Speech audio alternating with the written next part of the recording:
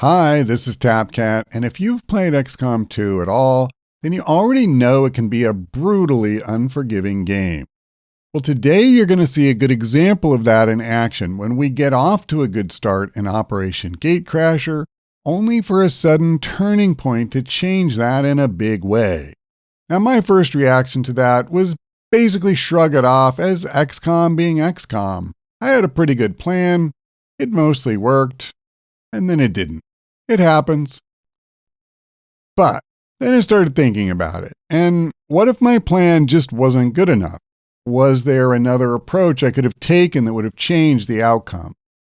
Well, today we're going to start my first XCOM 2 campaign here on the channel in 4 years by showing you the mission as it happened. And then we'll explore that what if scenario to see whether I was the victim of random chance or the architect of my own problems. And you may ask why that matters. Well, basically, I believe that if we can't identify our shortcomings, we don't learn from them, and we don't improve at XCOM or pretty much anything else. So, if that sounds interesting, then stick around to the end, and who knows, maybe we'll both learn something. All right, what have I got? I got a gas station. Interesting. We have to get over there. So, let's grab you.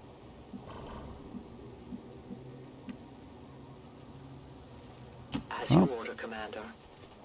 What do you see? These guys make up the bulk of the Advent forces we've dealt with. They're disciplined and well-equipped, but their obedience makes them predictable. Moving out. Uh-oh, I saw trouble over here. Okay, so we're going to want to be reasonably careful, I think. Let's do this. Let's Got it. come over and see what I can Although they do. bear some resemblance to the sectoids first encountered during the invasion, their genetic structure now includes human DNA. They are stronger than ever, with an even greater psionic potential. Okay. So the good news is they're moving toward us. It's always awkward when they start moving away. I'm already really uncomfortable having two pods this close to each other. I like that these guys are going in the opposite direction. That will hopefully help us. If I move her here, I'm quite certain she does see the trooper. If I come here, she can't. I will reposition. I got an idea. Let's come there then. Okay, so she has an outstanding chance to hit. It is not a guaranteed kill by any stretch. But I'll tell you, my strategy for this encounter... Uh-oh. I'm either going to have to move you. I could move here. Yeah, you know what? I'll do that. Because I'd like to get this going. We don't have a timer, so that's not a concern. But what is these guys are almost certainly going to walk in that direction, and then we aren't going to be able to use this elevated position to start the fight. And that's enormously helpful. So let me take the one that's farthest back. I don't know that it matters a whole lot. I just missed a 99% chance shot. It happens. About 1% of the time, as it turns out. That's a kick in the butt, though.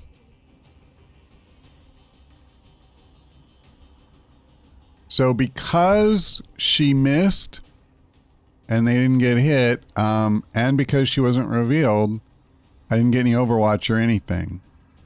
But the game is kind of choking on that, it seems. Wow, I was sure that the game had crashed. But We're back, baby. I gotta be honest, I think just gonna do the same thing. I mean, got a 99% chance. I think I'll aim for one of the other guys. There we go. All right. I require a resupply. So interestingly, she still didn't get revealed, and therefore they don't know where we are. The squad is not revealed. Unfortunately, they have now taken cover, so that's awkward. And I assume, yeah, they're too far away for me to do anything like that. I mean, listen, I could sit here and do this all day. I loaded these cartridges myself. Problem with this is, she'll be revealed this time. There's no way she won't. You know, that's all right. I think I have my plan. We're going to go ahead and take this shot because it's a good shot. She will be revealed after doing damage. But then we're going to move forward and use grenades. Those sectoids, or sectoids. That sectoid, I'm sure by now has moved back a fair bit. I hope so anyway. So now we're gonna expose these guys. Wow, a double kill. I didn't expect that, but I'm pretty grateful. Okay. So since half the squad has already taken actions, I want to be careful not to do any move that could trigger anything. So I'm actually not going to move at all. The last thing I want is to trigger another pod right now. So I assume, yes, she is exposed. Oh, here's the officer and his two troopers. So let me go ahead and do this. I stalk my prey. I am trusting you. Can we see? No, I do not see the sectoid anywhere.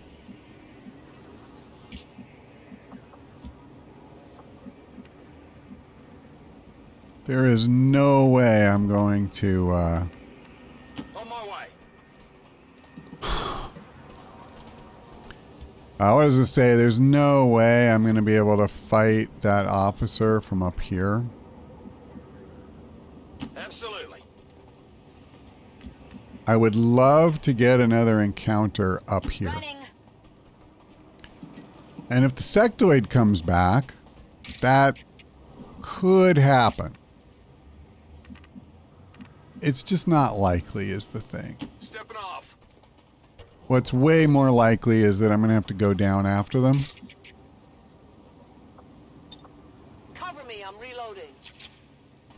But that said, I mean, I'm willing to invest a little time to see if they come on patrol or something.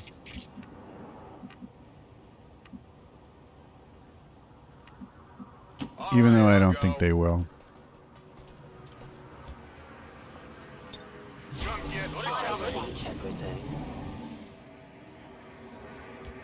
Alright, so I tell you what, I'm going to do this several times. And there you go. I don't know yet whether this is the one with the... Nope, it is the one with the sectoid. Okay. Sweet. Come on, boys. Do some work. That's 2 misses. Okay. At least we wounded him.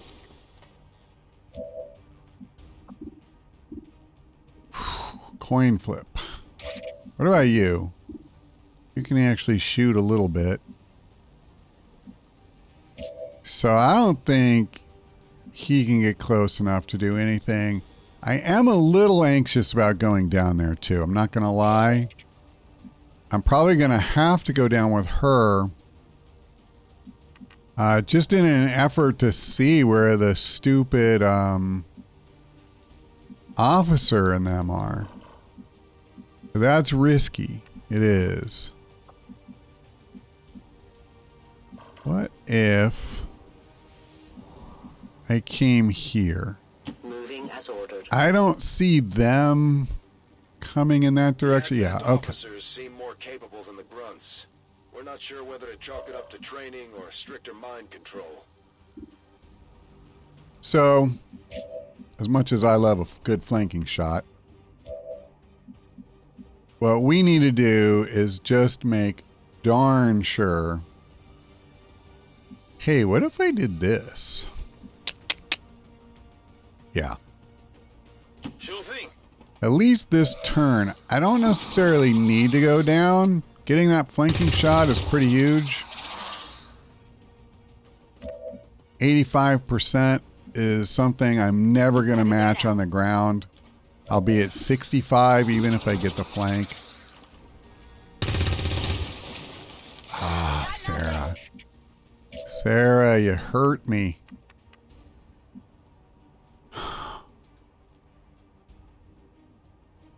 So this is an interesting one, simply because if I came here, I would have the sectoid flanked, and the trooper wouldn't be able to see him.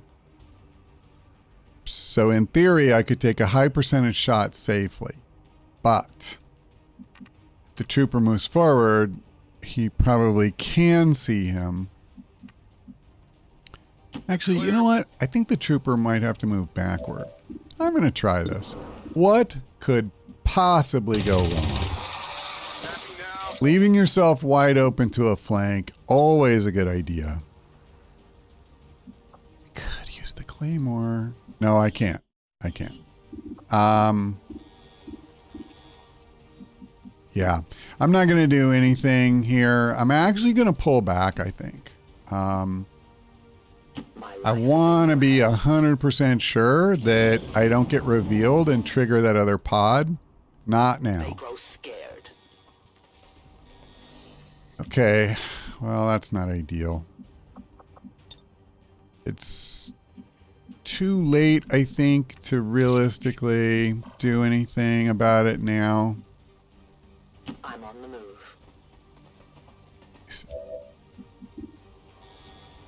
Could take a 37% shot. That's not so good. You can't see him from anywhere up here or even here. All right. Well, then he's going to rejoin, or not rejoin, but he's going to go join that other pod. I can't stop that. So rather than worry about it right now, I am simply going to reload, Let's do and this. we're going to have to get ready to fight an officer and 3 troopers. But I do have an idea about that. Moving on target location. So it could be worse.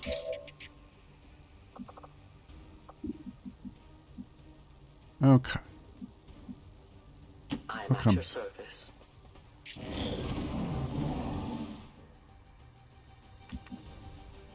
I'm going to try to get, you know, a little tricky. Nothing crazy.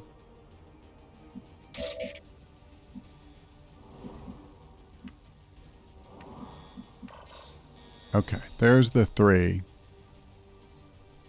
I'll go come where here. You tell me. So, this thing does 5. If I throw it here, we could kill 2 of the troopers outright and put a hell of a hurting on that officer.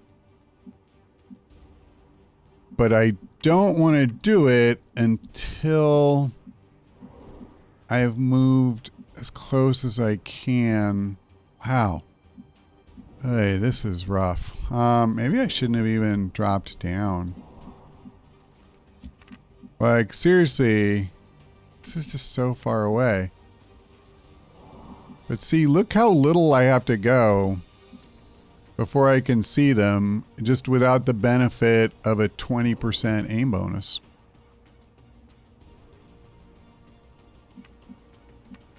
Yeah, you know what? You come here. Heading out.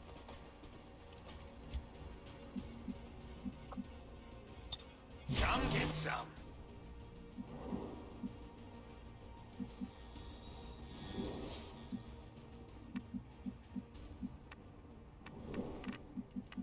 I'm going to leave her where she's at. I'm on it. This is admittedly a super awkward position. I would not necessarily recommend this for viewers at home. But I am going to try something here. I'm going to put everybody on Overwatch. Moving to Overwatch. Well, almost everybody. Covering now. And then I'll leave this here. I'm going to give this a try. We are going to activate this Claymore. And there's the 2 troopers done. And now they're coming right for us. Unfortunately, we do have rookie aim, so that's a thing. And I just have to hope this elevation bonus does something for me, but so far... Alright, we got one. So the officer is the only one left. Wow. Well, boy, did he make that count. That's literally going to be the only shot that the enemy gets this entire run, because I can easily kill him. But man, did he make that count. On my way. And he killed Murtaugh, which really sucks. So I'm going to try to get vengeance with rigs, as is appropriate. We got there. Right. Area is secure. We're not picking up any inbound contacts. Well, Scanners are clear. Menace 1-5, we have a limited window to act before Advent responds. We need to get those charges planted on the double. all right. Well, I am to obey. certainly not a flawless run, because we lost a man. And I am sorry for that. That said, Menace it's kind of the nature of Operation Gatecrasher. Status confirmed. Squad is clear. You know, you take shots with rookies. Some of them hit, some of them don't. I took advantage of the elevated position. Shadows fail us. We got a flanking shot when they went running, but because it was an ambush, you do have an aim penalty. But I guess what I'm saying is, I don't know that there's a whole lot more I could have realistically done to make that encounter non-lethal for us. Future TapCat here, and as I mentioned in the introduction, I realized after my initial recording session that I may have been a little too quick to write off Murtaugh's death as unavoidable, so I started asking myself if we could have saved him. Fortunately, I was able to load an autosave for the turn when he died to test that out. Now, just to be clear, he died in my campaign fair and square, and what I'm about to do is solely in the pursuit of knowledge. Whatever the outcome, the original playthrough stands. With that out of the way, my idea for a do-over was this. I had been stingy with my explosives for most of this mission, and in addition to the Claymore, I still had 2 grenades left. I had left myself get a little fixated on keeping the high ground and using Overwatch to get shots before enemies could take cover, but rookie aim sucks, and the Overwatch penalty really negates the elevation bonus. So why not try triggering the pod with no Overwatch and then just try to get the most out of each soldier and their explosives based on where each enemy ran to. Now, I didn't do this at first, partly because it seemed like they were just a million miles away and I didn't assume I'd be able to use the grenades at all. But in hindsight, I realized that it felt like they were farther away than they really were. And that was actually evident based on the fact that when I was looking at whether I could bring the soldiers down to the street level, I usually couldn't move forward more than 1 or 2 tiles before they would have been visible. So it felt like they were farther away than they really were. And as you can see, I am in fact able to move in close enough to use grenades to good effect. And with just 2 guys left on their feet, and one of them, the officer, you know, well within range of grenade just being lethal. So he only had 2 health. And as you can see, we killed him outright. So now here Riggs goes ahead, and I figured at minimum we destroy his cover and take all but 1 of his health. And now Murtaugh is going to have an 85% chance, to hit, and any hit will kill him. So I went ahead and positioned myself to, get the best shot I could. Oh, 87%, pardon me. So not guaranteed, but we obviously had a very high chance to get the kill, and we did it. So the sad thing is, even though at the time I was playing, I felt like I was using a really good strategy and all that, the reality is it wasn't as good as I thought it was, and there was definitely a better line available to me. So as is often the case, it's very easy to blame the game for things that we are not doing as well as we could, but you don't learn that way. And that's something I really try to do, is be honest with myself and kind of think about, was there a better approach? In this case, there was. It's not necessarily always going to be the case. But at any rate, I hope you found this interesting. Let me know in the comments if this is something you'd like to see included in more videos. But that's going to do it for now. Let's go back to past TapCat. But this is the voice of the resistance, telling you not to believe their lies. Our fighters are giving it everything they've got to take back what is rightfully ours. Serving as our demolitions experts, the Grenadiers provide heavy ordnance delivery.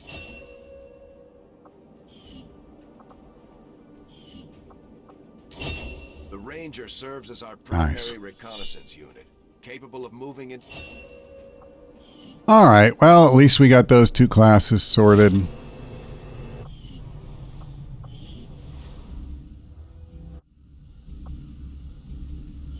Let's assign research, and I'll go for alien biotech first.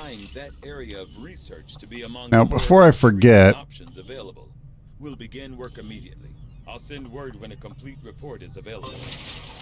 We're going to go ahead and build a resistance ring immediately. Engineering. And I'm going to put together a flashbang. Do you ever regret leaving the city?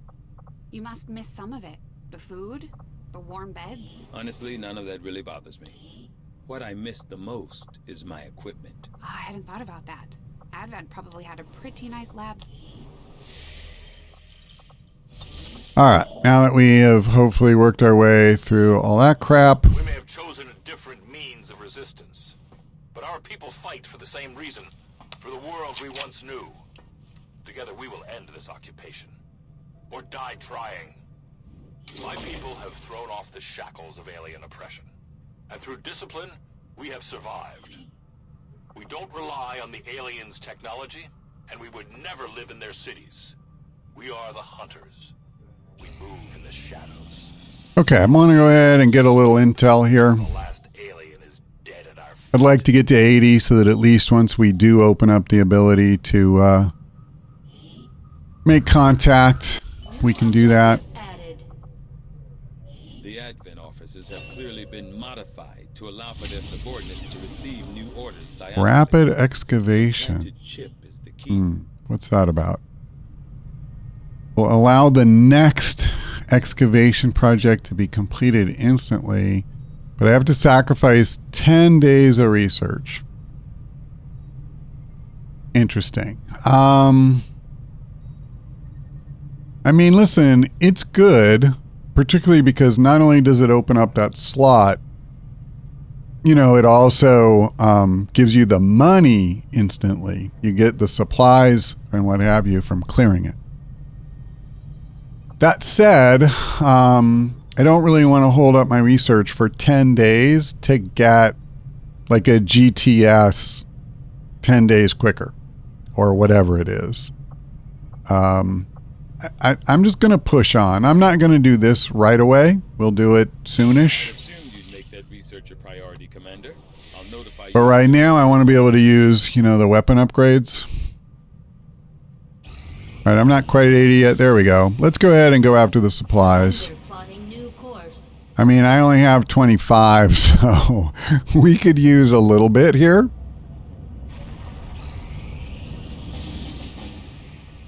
All right, I knew that had to be coming soon. So we can go get our first engineer, Patrice Moreau. Western United States. They really should have had her on an island, and then they should name the mission the Island of Dr. Moreau, but hey, that's okay. Okay. We have one rookie who's going to be coming already. I think that's good enough. I'm going to go ahead and give you the flashbang. And I think this is our squad. So when we come back, we will, let's see, try to hack a hidden resistance computer without the benefit of a specialist. That's always a good time. But that's all for now. Thanks for watching. I hope to see you next time.